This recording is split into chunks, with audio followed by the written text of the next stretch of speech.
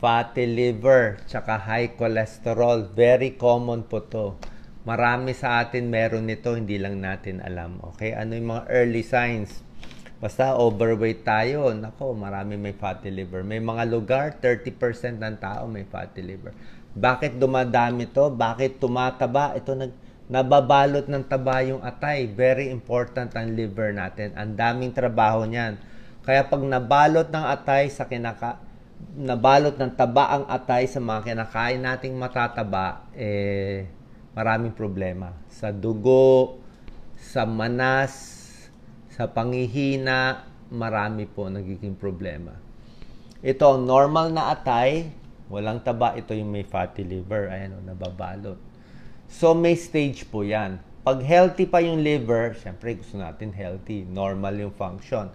Pag marami tayong mga risk factors, papakita ko mga causes, diabetes, cholesterol, maraming fast foods, yan, nagiging fatty liver na siya. Papunta na dito ang sakit. So medyo may sira na yung function ng atay. Pero reversible pa.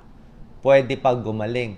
Pag hindi tayo nag-agap, tuloy-tuloy ang pagkain ng mga unhealthy, damihan mo pa yung alak na bawal nga sa atay, aabot na sa NASH. Mas malala na to. At pag hindi pa rin umayos, aabot sa liver cirrhosis. Yun ang last stage. Pag liver cirrhosis, lumiit yung atay, tumitigas, parang puro fiber na yon, hindi na gumagana. Okay? Payat na yung pasyente. Ang hirap na magamot kung magagamot pa. Okay? Huwag natin paabutin. Dito pa lang sa fatty liver, tuturo ko sa inyo. Ano mga dahilan? May namamana pero basically obesity. Basta mas mataba than normal, usually nagkakaroon ng fatty liver. Biglang papapayat, hindi rin maganda. Kung magpapapayat tayo, dahan-dahan yung minsan kakain ng marami, tapos biglang gugutumin yung sarili, yung biglang weight loss, dapat dahan-dahan lang yung weight loss din. Kasi yung biglang pagpapapayat, pwede mag-cause ng gallbladder stones, pwede rin magka-fatty liver. Mataas cholesterol, triglycerides sa dugo. Pag mataas cholesterol, syempre, mataas ang fatty liver. May diabetes. Pag diabetic, more prone sa fatty liver. Okay? So, yan ang atay natin. Ito, 8 early signs. Hindi naman lahat may warning signs. Pero ito, medyo early to, na baka lang may fatty liver ka. May clue. Number 1, malaki ang tiyan. Pag may belly fat, nakita nila, mas malaking chance magkaroon ng fatty liver. Okay? Number 2, mataas ang cholesterol. Pag mataas ang cholesterol, triglyceride, yan, connected siya sa liver health. Okay? Kaya pag nababa yung cholesterol, parang ginagamot mo rin yung fatty liver mo. High blood. Nakita nila po yung mga taong may fatty liver, 3 times more likely na may high blood sila. So, pag may high blood kayo, pa-check na rin yung ultrasound. Pa-ultrasound na rin yung atay, baka connected. Pareho kasi risk factors eh. Overweight, maalat, matataba kinakain, nagkaka-high blood, pati fatty liver. Okay? Mas pagod. Ito, hindi naman lahat. Pero pag nasisira yung atay, mas laging pagod, laging fatigue, yan o. Pwede rin masakit ang ulo. Yan. Ito, hindi rin ganun kadalas, pero pag sumasakit na po dito sa right upper quadrant, andyan yung atay natin, maraming possibilities, pero usually connected sa liver or gallbladder. Pag masakit dito, pag very sharp pain, pwedeng gallbladder stone, bato sa abdo. Pag masakit lang, pwedeng namamaga yung atay, fatty liver, or baka may bukol. Ayaw rin natin may bukol. Masama po yun, may bukol sa atay.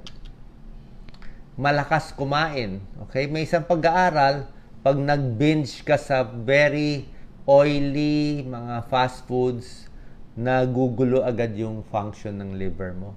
Tumataas.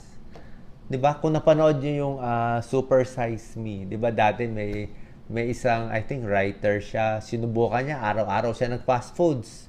'Di ba? Tinry niya lahat fast foods, lahat matatamis.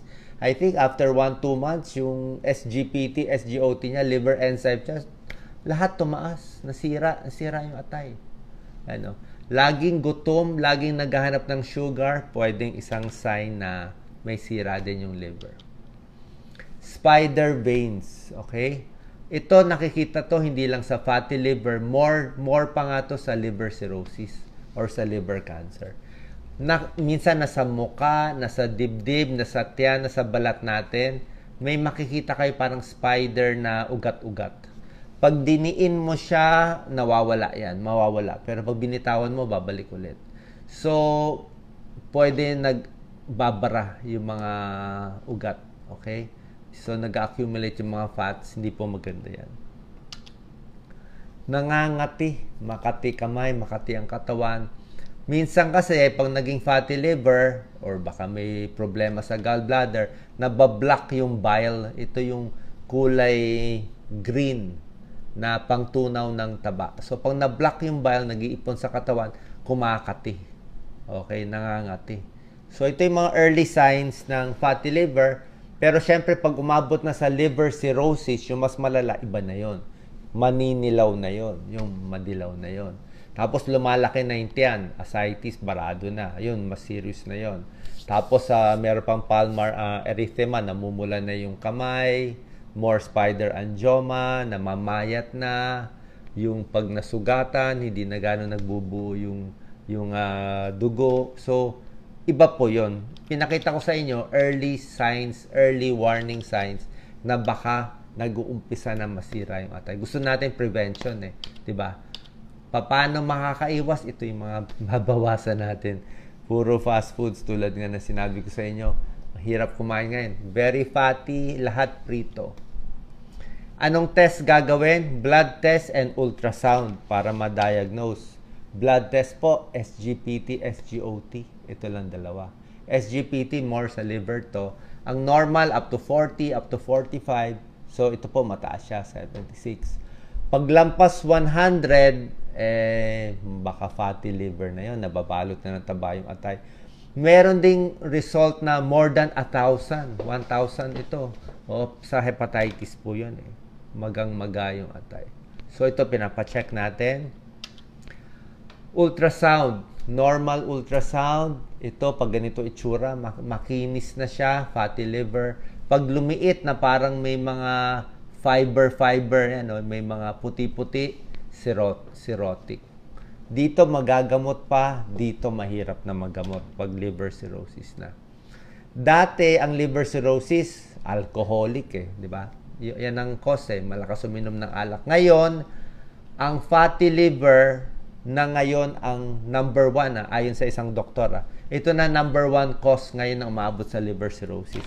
Kasi ang daming pagkain eh, ang daming processed foods, ang daming may fatty liver. Ito na nagiging number 1 cause bakit nasisira yung atay.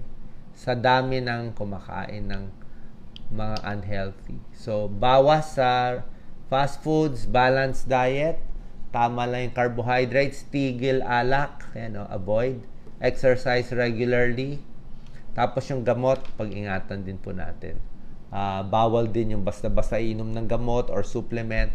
Baka makasira sa atay. Paalam na po sa doktor natin. Mga healthy foods, good for the liver. Hindi naman talaga pampalinis, pero maganda sa atay. Ito. Kangkong, cabbage, green tea, garlic, yan. Avocado, oatmeal, pampababa ng cholesterol, di ba? Gusto natin. Good fats, avocado, nuts, wag lang masyado maalat. Ito po. Very healthy siya, mga antioxidants na gusto natin. O, tingnan na lang natin. Pero syempre, gusto natin yung mga local foods, di ba? Weight reduction, magpapapayat, number 1. Second, exercise. Number 3, tigil sa alak. Siyempre, locally, ito favorite ni Doc Lisa, lagi kami may gulay. Pwedeng kangkong, pechay, hindi na namin nilalagyan ng mga lempo. Ito, favorite nyo. Pwede po to. Yan. Malunggay, pakbet. Huwag lang maraming bagoong, isda. Pwede rin to, munggo. At syempre, favorite ko, yung mga ampalaya.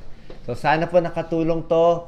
Mapa-ultrasound ng tiyan, pa-check SGPT, SGOT, alagaan ng atay, kasi very important yan. Oras na may fatty liver nakita sa ultrasound, i-try nyo na magpalit sa mga kinakain nyo. Who knows?